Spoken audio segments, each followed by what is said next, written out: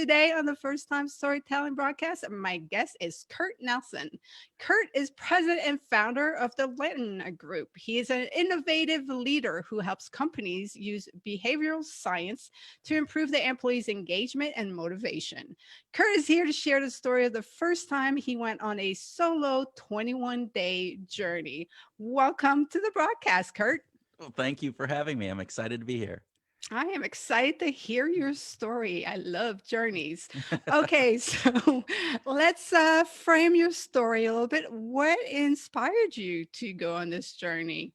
Oh, it's an interesting question. So I was just before I turned 30, and I had been working for a company here in Minneapolis, Minnesota. Moved up here after I got my MBA, and started work for a company called BI Worldwide. Really good company, lots of different things. I went through a couple different jobs while I was there for about 5 years. I was almost there for 5 years, and then I got to that point where I think it was my age. I think there was a point in my career where I had gotten to a position that was really good. It was actually, kind of the stuff that was really exciting for me. I was getting to travel, I was getting to work with executives, I was doing all of this really cool stuff. And yet there seemed to be something that was just not settling. It wasn't like it was missing. There wasn't anything negative. It was nothing there. It just felt like there was this unsettled part. Um, and at that same time, I had just read John Krakauer's Into the Wild. Great And book. for those of you, for those of you who have not read the book, it's the story of a wandering soul, Chris McCandless. I can't, maybe I pronounce his last name.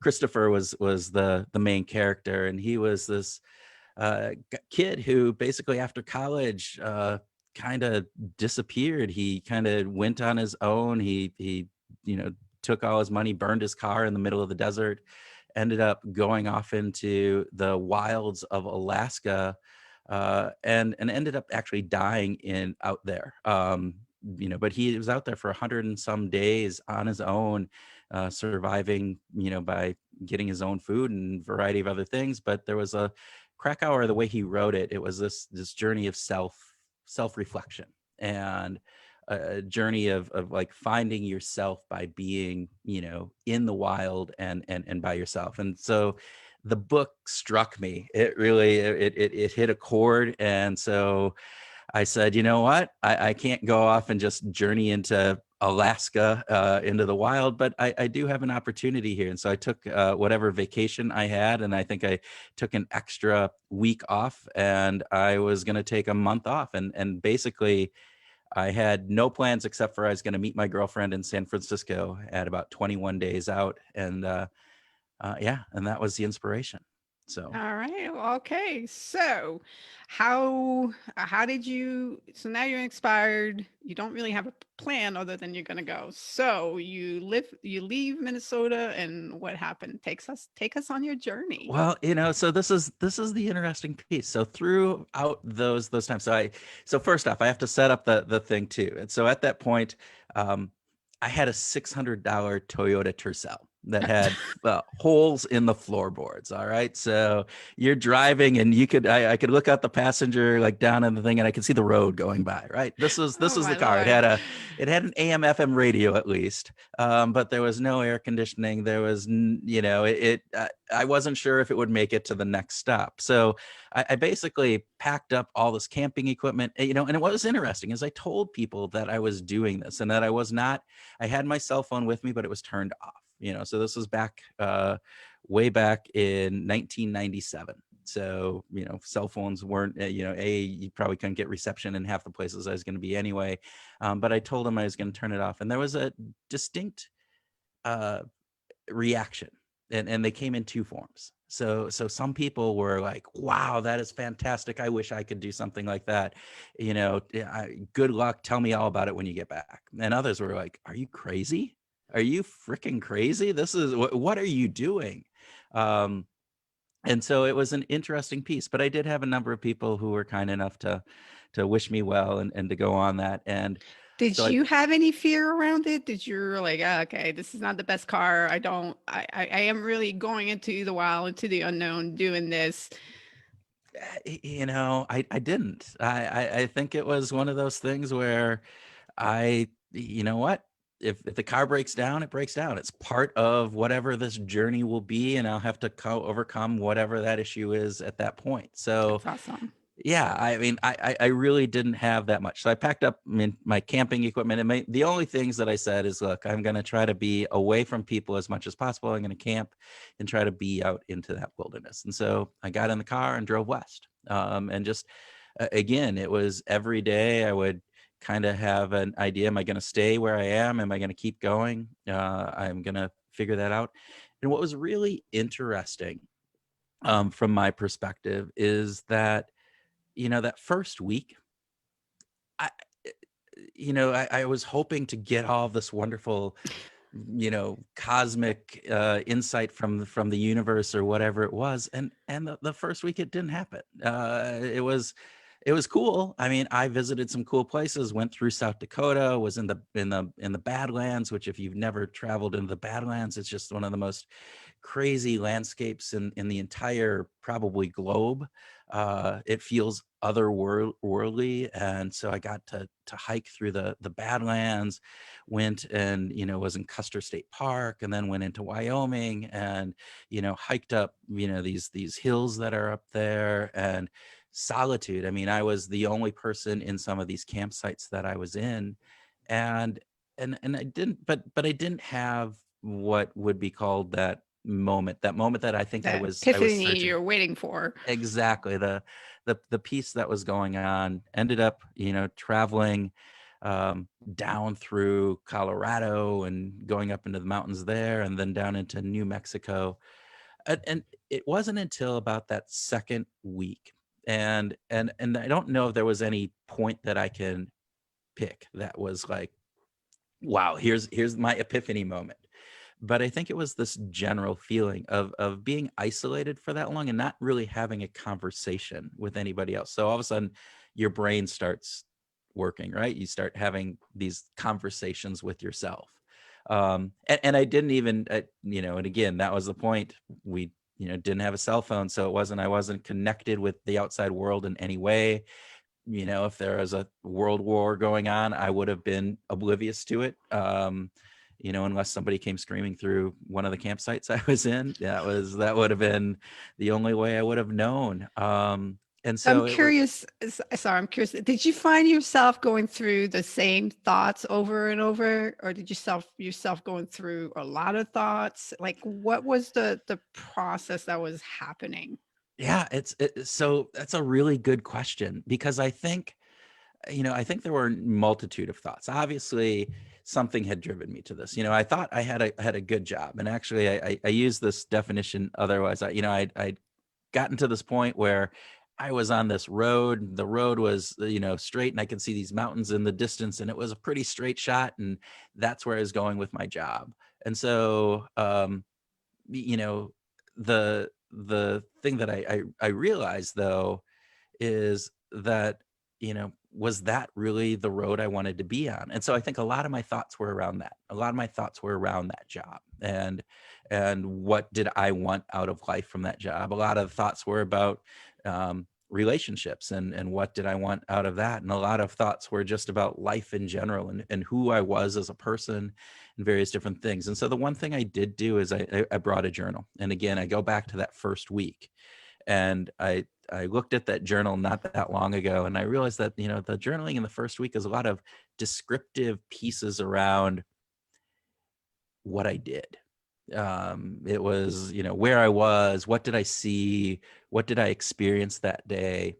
And then as I got further into that journey, right, into camping off by myself in these pretty remote wilderness areas, it got more about those deeper questions, like, who am I? What is important? What are those pieces that are going to really make a difference in my life moving forward?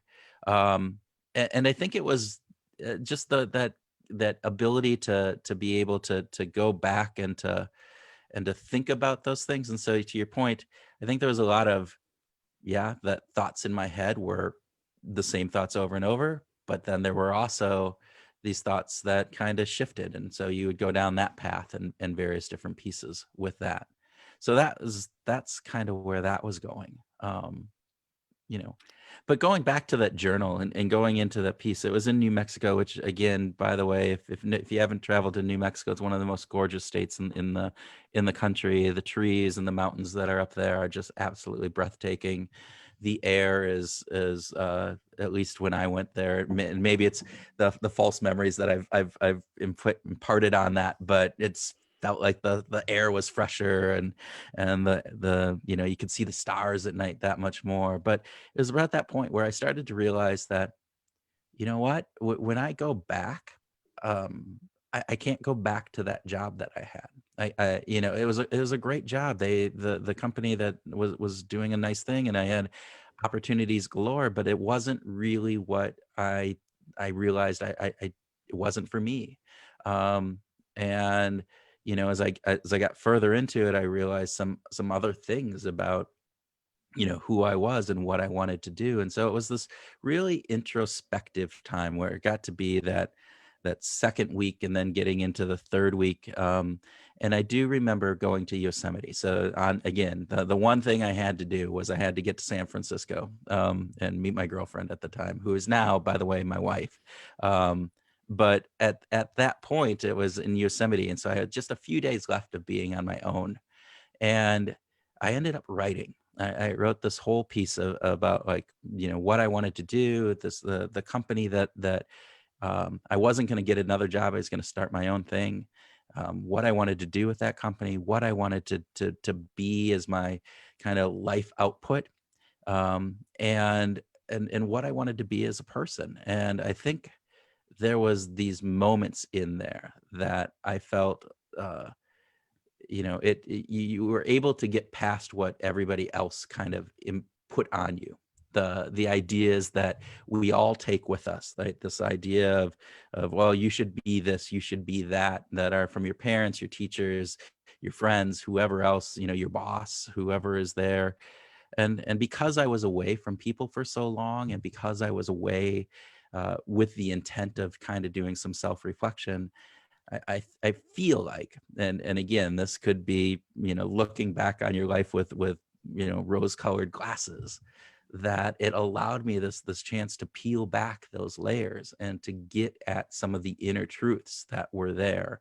So that was really fascinating. So Yeah. by the Had time I you got to San Francisco, I knew I was going to quit my job. I was going to start a company. Pretty confident in my relationship at that point. So, had you ever prior to that point considered striking out on your own?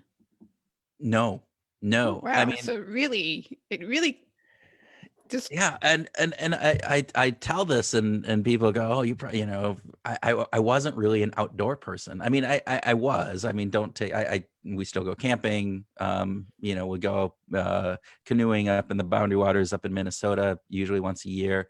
But I'm not one of those people that goes out camping on a regular basis. I'm not, somebody that does that. I'm not.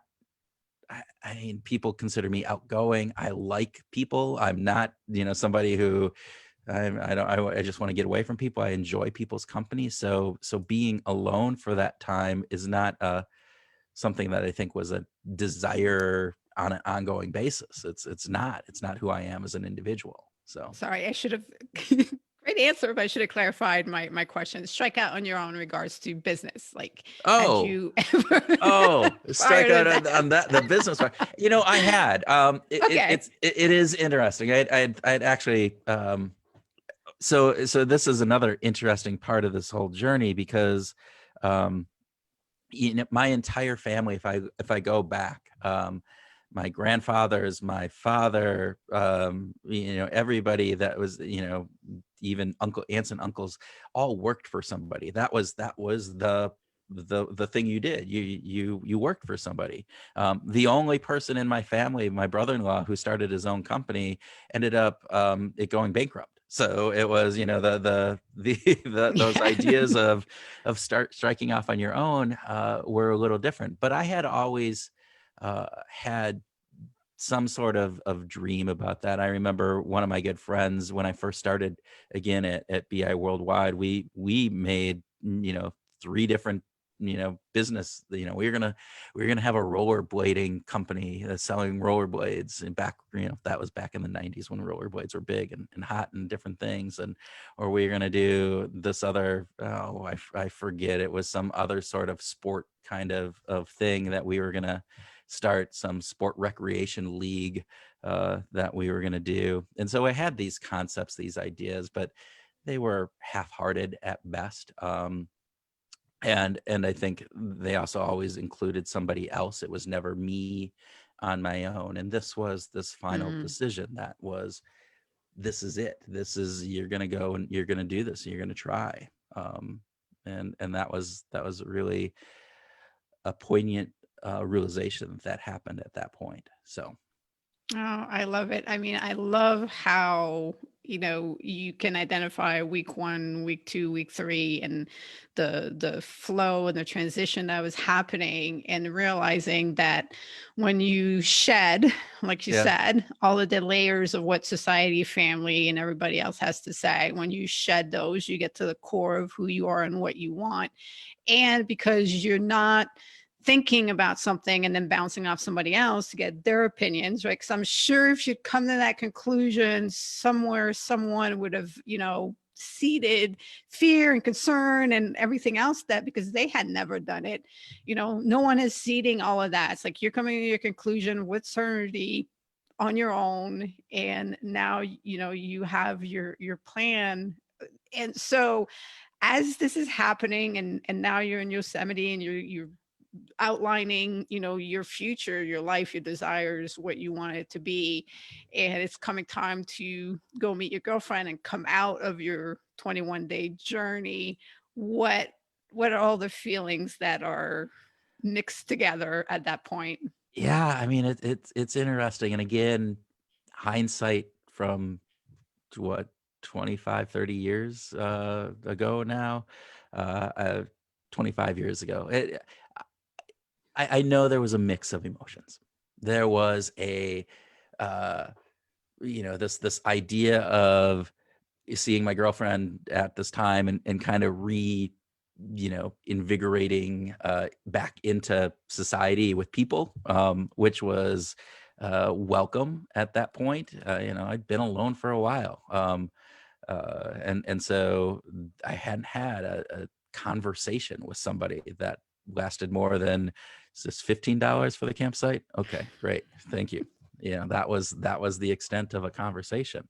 So that was welcome. There was also, and again, maybe I'm projecting back in my memory, but there was also this point of, this is kind of cool. And this was I knew even at that point that this was groundbreaking. And so I'm leaving that chapter. And so there was a sense of, sadness isn't the right word, but just this momentous point of, I'll never be able to redo this. That this was this really interesting experience that I had. And there was an aspect of, I'm leaving it behind, and that had an escalate. Maybe it is sadness. Maybe there was uh, a moment of, all right, I'll look back on this fondly. I think everyone should experience that moment of so much gratitude for what you've gone through,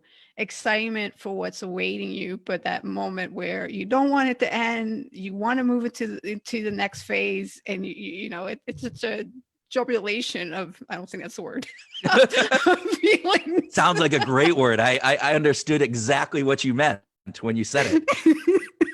Of so many feelings, like everyone should have that experience in that moment of feeling all of that, because yeah, you just know, I can never relive this Yeah, was so special and unique, I can never relive it.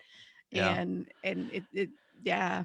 Yeah, an interesting part of this too. So it took another 7 days to get back, and that was a whole different experience. Traveling with somebody at that point. But there was the point when I got back and I went back into my job, and I gave them my notice. And there was this feeling, and again, I remember this very vividly, of kind of being a part of, and seeing everybody all worked up over these projects and these clients and this and that. And you could see the stress that they were under. And I just didn't feel any of that. And part of that was because I knew I was going to be gone in 2 weeks. I gave my 2 weeks. But part of it was also, I think, kind of some of that realization of, having peeled back some of those layers and realizing what is important and what isn't important. Now, I will tell you that over the years, um, those layers get put back on, Get right? back on. And I don't live in this world of being, disassociated and feeling just above and being able to look down and not have all of those emotions and stresses and worries that we have. That is not the case. But I do remember that for those 2 weeks that I was doing it, there was this definite sense of everybody else is struggling and working, and yeah, I still did my job, and I think I did it probably even better than I probably would have otherwise. But I didn't have that overarching stress that was pushing down. And I don't think it's always, the big stress of, oh, I'm almost in an accident kind of fear stress, but that chronic stress that we have of just the constant need to, wow, I got all these things on my to-do list. I have all these things that need to get done. When am I going to get them done? I have these expectations. Am I going to meet up to those expectations? It was gone. I didn't have that. And that was a really, really wonderful feeling. So Ah. So how close, because now it is 25 years later, yeah. how close did the starting your business and the vision for the business end up matching what you wrote in Yosemite? Totally different. Well, all right, I'll step back. That's probably not true. So at the time, I was doing a lot more work around team development, leadership, strategy, various different pieces. And I hadn't really immersed myself in behavioral science. And so I ended up actually, after that, I ended up going back for my PhD, got my PhD in IO psychology, which, at the same time I had my company that I was working on. And then, so we shifted. It shifted because of that. But then, as I talk about, people talk about pivots in their business all the time, and oh, we pivot for these market conditions or because of this, and I, look back, and there are some demarcation points in the business, and some of them were purposeful. Some of them were, yep, this is this is the vision that we have, and I think we're going to go this way because that fits better with who we are and where we see things going. And others were just, pushed upon us, and sometimes literally pushed. And I didn't want anything to do with them. One of the biggest pieces of the work that we do is around incentive compensation communication. And the very first project I did on that, um, swore I would never do another project like that. My wife, so my girlfriend, who later became my wife, said, "You're not going to do any more of these because you're waking up at 2 a.m. and just, that disassociation piece that I talked about earlier, it Really gone. disappeared really quickly, right?" But subsequent to that, so then the next year the client came back, and I'm not a person that says no, so I said, I'll just increase my prices by 3 times, and they'll say no on their own. But they didn't. And so, and actually the next year it worked out much better. I knew things that I didn't know then. Knew the client. We brought in other people to help that, filled in some of those gaps that I had before. And so, and now for past 18 years, it's probably been one of the biggest revenue generators that we've had, and brought some really cool work that we are doing to this day. So Oh, that's great. Yeah, I mean it's it's wonderful to have a vision that inspires you to get started, but it definitely doesn't mean and that's the way it's going to play out. I have yet in my life have it that's never played out the same, but it still works out because it still leads you to where you're supposed to be and how it's supposed to be. So yeah, it's a yeah, I think I agree with that. And I think there's something about, I envy those people who have that vision and kind of are so steadfast in it. And you see many of those people that do succeed. I am not that person. I that's just not how I'm built. It's not how I operate. And I'm always the one who's very flexible. All right. So let's explore this. I talked earlier about that vision I had of like when I worked at BI of I got this new job, relatively been in the position for probably 8 months when I took the trip. And it was this, driving down the road and the mountains are in the distance and it's pretty straight and it looked really cool and lots of great scenery beside the point. But I always say, starting my own job, it was like, oh, there's like this little dirt trail that goes down in the ditch. And I can't see where it goes. It could go up to these mountains over here. That'd be really cool. Or it could go off a cliff. I don't know. Or it could just wind back right up on the road in a little bit. But, it's like, do I take that turn or not? And I took that turn. And I think part for me is being able to see when opportunities come up, to take that turn and to take that dirt path. And even if you don't know where it's going to end up, there's some value in just that journey that isn't on that highway that is taking you to wherever it is you're going, and you're going off and you're exploring and you're finding out new Uh, things about the area around you, but also about yourself and how you respond. So, I love it. Absolutely.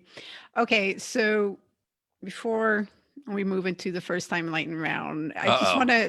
I just want to dig back into the trip a little bit just to find out if there's something one incredible. So the car made it the whole way. Car made it the whole way. No worries. I That think is I amazing. think I lost the muffler somewhere in Nevada or somewhere. But yeah, And it your was a loud girlfriend trip. and your girlfriend and now wife got into Yes. that vehicle. Yeah. Yeah. I think you knew right there she was a keeper.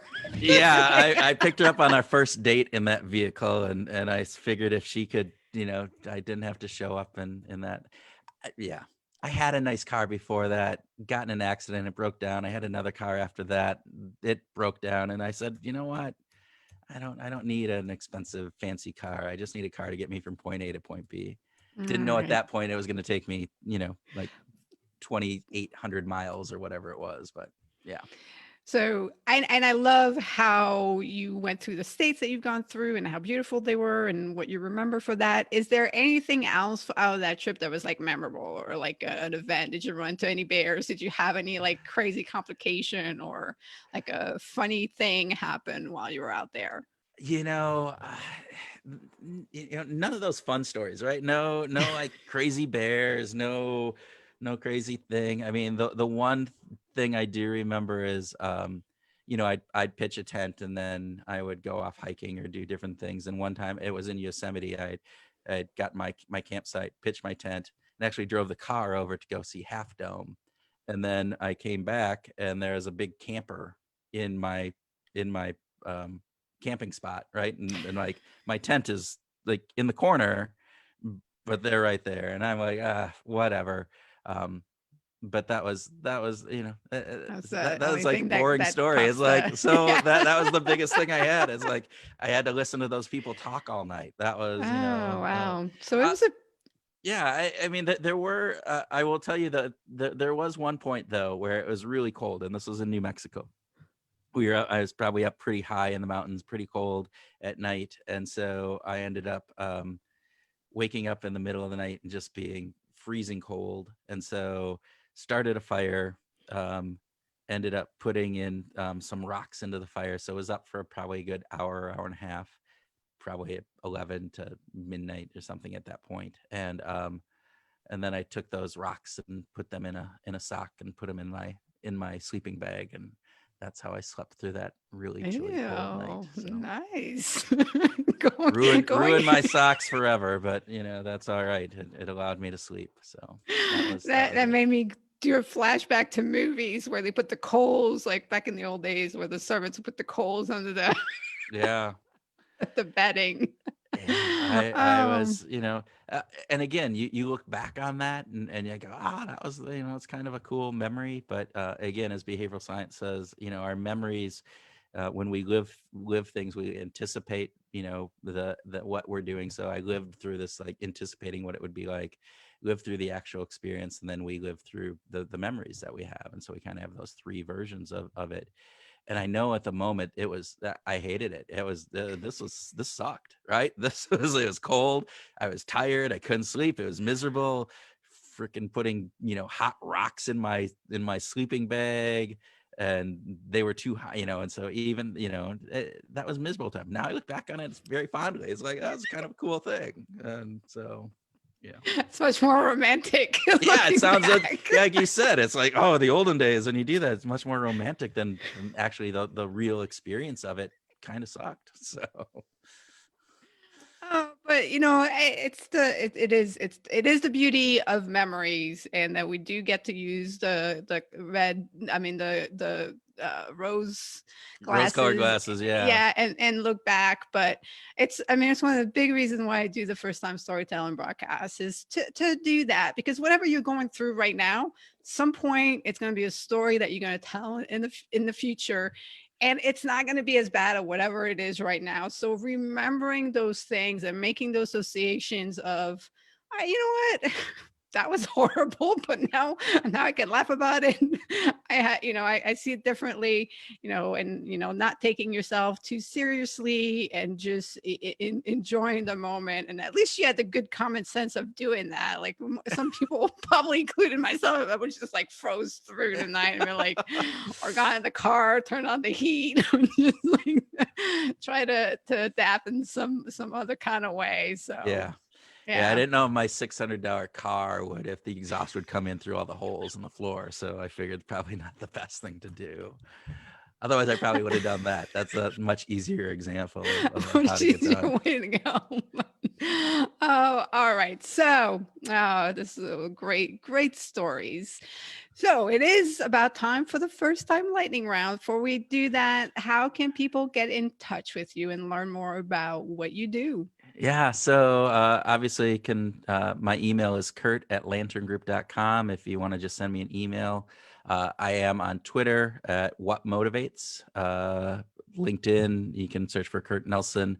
Also, do a podcast on behavioral science called Behavioral Grooves with co-host Tim Houlihan. So you can search Behavioral Grooves on any of the podcast places where you get your podcast, or go out to the website, www.behavioralgrooves.com.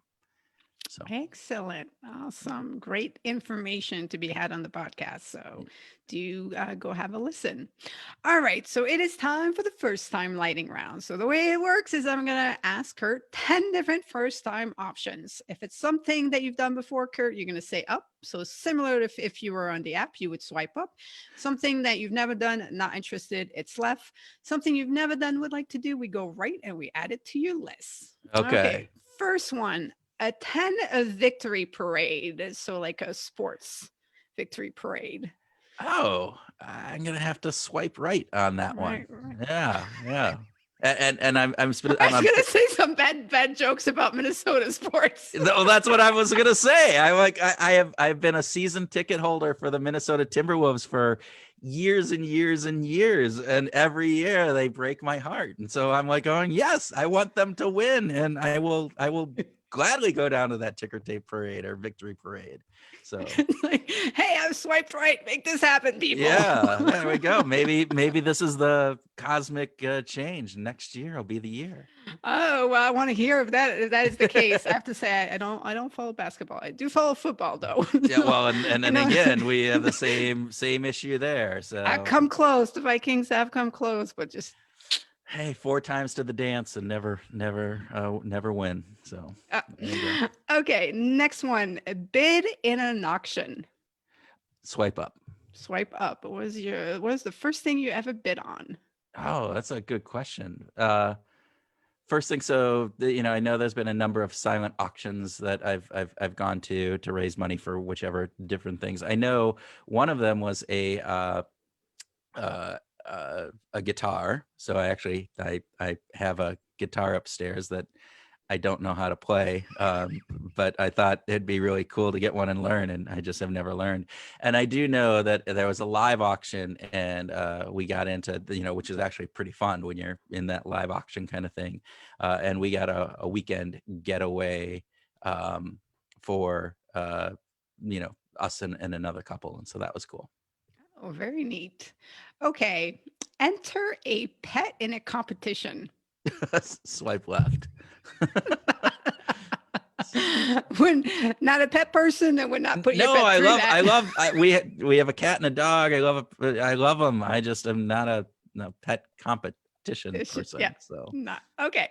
although agility would be kind of fun for the dog. Those are cool to see, but yeah, otherwise not like a beauty or, what's the dog one they do every Like year? the best. Yeah. Yeah.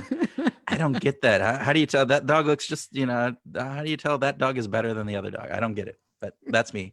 I'm sure there are people Okay. that can tell me specifically. So Yeah, I would love to go to one of those yeah, dog shows, yeah, but it's the same thing. I wouldn't know any better. It's yeah. just it'd just be like, That dog won, and dog could have won. That dog could have won. Every dog here could have I won. just think Compared to, it would be interesting. Yeah, to just yeah, experience what that's like. that's true. It would be cool to just go see. So Yeah. Okay, go to a 3D museum. So, it's go those ahead. interactive museums where you kind of like you partake in the art and it's like 3D, so it looks like you're falling, but you're really on the floor type of thing. Oh, swipe right. That Swipe sounds right cool. at it. Yeah. Yeah, they're really neat. It really is to take the pictures, but it's also some of them are like, I'm not entirely sure how we're supposed to work this out. So Hey, always up for a new adventure, right? There you go. okay. Next one, get a pedicure. Ah, swipe right. Swipe right. We'll add Yeah. that to the list. Drive a Porsche 911. Swipe up. Swipe up. I've done Yeah. that. Was it on a racetrack or your own or friends? No. Actually, Rental? my brother-in-law, who I told you had the company, he used to own a race school and Ooh. so a car racing school and different things. And so I got to do it. Yeah, it was one of the cars that he had there. So very, very fun. Yeah, I wish somebody in my family would start one of those. Okay, shampoo carpets. Swipe up. Swipe up. I've done that. Been there, done that. Okay. I would swipe left if I never had to do it again. But there you go. It's been done. Sculpt. Sculpt. Like Can clay be or rock clay or metal. butter, Butter. wood. You're talking to a guy from Minnesota who at the Minnesota State Fair they carve I forget what her name is in butter. Big thing carving of the woman who won the butter contest. I don't know what that was. Swipe right. Swipe right on the I sculpting. like art. I'm not very good at it, but I would love You'd to try to give it do a something. go. Yeah. All right, or even in ice. There you go, nice or butter. I'm gonna go down and get the butter stick now, and Get I'm the butter gonna out. I'm gonna get the little knife out and carve something. Your wife might be like, "Honey, what are you doing?" I'll send you a picture of my Send me a sculpture picture. afterwards. Yep. Okay, take a wine tour. Swipe up. Swipe up. First wine tour. I don't remember the winery. It was up in Sonoma Valley. It was actually on that trip. So after my girlfriend, we met in San Francisco. Her sister lived out there. We stayed there for a day or two, and then the next thing we did, we went up to Sonoma Valley, camped out, rode some bikes to 3 different wineries, 3 or 4 different wineries. At that point, I couldn't remember, and I will tell you that last leg of riding a bike from the winery back to the campsite, not a good thing. Difficult to keep it straight. Keep it straight, and then it seemed like we must have been going downhill the entire time there, and it was all the way uphill. I'm sure that wasn't the case. I'm sure it was because of the wine that we had, but yeah, that's what it felt like, and I'm pretty sure I wasn't very straight on that bike. But all right, well, last one, a line dance. I've done, actually, I take that. I've done it, so I can swipe up on that one. Then I don't have to say if I'd swipe left or right on that, because yeah. That was quite the facial expression. Oh, time, yeah, well, It's like definitely not something I would do again. But yeah. It was actually, I will, a little story. So it was with a client who was from Dallas, Texas. Done work with her for a long time. Ended up having business with me, and then we went out for dinner and they went to the bar, and they were doing line dancing, and she drugged me out there to do line dance, and I sucked at it, and yeah. So there you go. there you go. Wow, one and only time. Okay. 1996 or whatever. Who knows? So. Okay, final question is how have you been making the best out of the current situation with the pandemic? Yeah. It's crazy, right? I mean, we have it. If you would have asked me back in January that, hey, the world's going to go through a pandemic, we're going to be, vast majority of people are going to be working from home. All these people are going to be out of work, economic craziness. There's going to be issues over mask wearing and other, safety things, and not people not believing science. I would have said, what would you done? I would have been curled up in a ball and probably never leaving the house. But um, I think there's been a lot of different ways of just, again, using Zoom and other ways of communicating.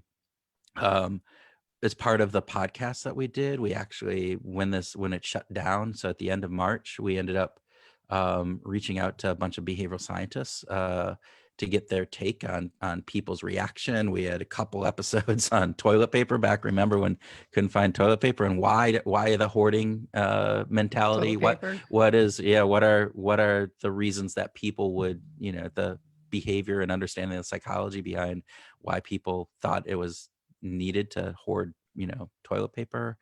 And so that was really interesting. And so we did a number of those special episodes, probably did 30 of them. And so that was that, so just kind of trying to live your life as much as you can and being as safe as possible.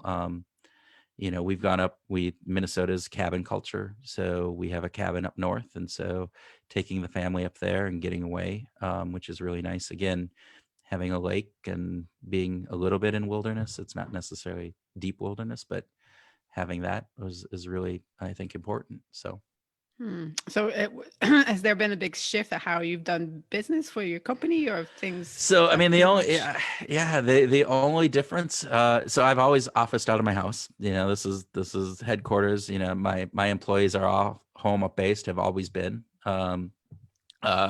The only difference is not getting on a plane and going to visit my clients, or I had a number of speaking gigs, and I was keynoting at a couple different presentations and conferences, and those became Zoom, which is very different when you try to present to 800 people and you have no idea how your response is. So you're like, all right, I hope I'm hitting the right measure here, because I have no idea. I can't read my audience, so can't read the audience, and I can't read the chat that's going past. So, but yeah, otherwise business, we do most of our work, virtually anyway, outside of a couple times meeting clients or doing one-on-one interviews. So.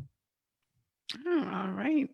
Well, I really appreciate you spending some time with me this morning on this Wednesday morning, and loved your story and everything that you shared. And I hope the listeners got if you've never had that experience of going out on your own and being in nature and going inward, really searching yourself, it's an experience that everyone really, really, really, really should have. I've had that multiple times, and it's so precious, and it grounds you, it centers you, and it gives you perspective. It's amazing. So thank you for sharing your story. Well, thank you for having me, and thanks for what you do here. This is really a neat opportunity, and I've listened to a number of the first stories that you've done, and they're all fascinating. Everybody has that first time, and really cool. So thank you.